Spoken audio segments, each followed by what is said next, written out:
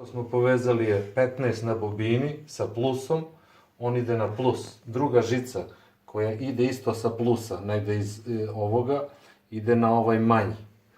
Ovde je povezano na jedinicu na bobini. Što je išla platina. Što je išla platina, jeli? I ovde je bitno kada ovaj pomeramo gore-dole, da potrefimo da najjače sija ova mala sijalica, kad ugasimo ovo, da li će se videti?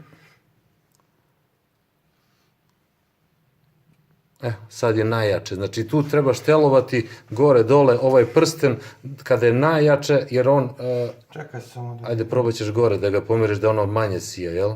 Nisi ga zategao. Malo ublažava. Znači kad ga naštilujemo prema dole, da najjače ta sijalica sija. Čekaj da vidimo samo... Ne, pa bijela je na mestu. Dobre.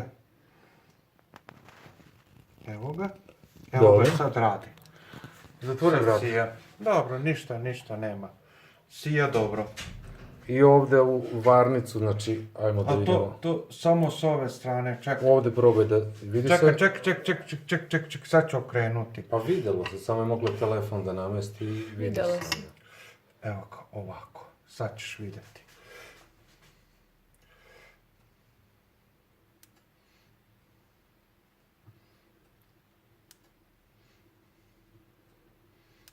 Dobro, valjda se videlo.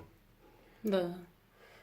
Znači ovde sad svetli jako crvena i kada prolazi ovo, onda skoči varnica tu. Da. A još jedan put snimamo ceo šta je gde ispovezivano. Znači ovo je povezano sa plusom, a na plusu je povezano i bobina na 15. I to je to. Jedinica što ide na platinu, to je na ovaj. Gasi, šalji, valjda će biti sad.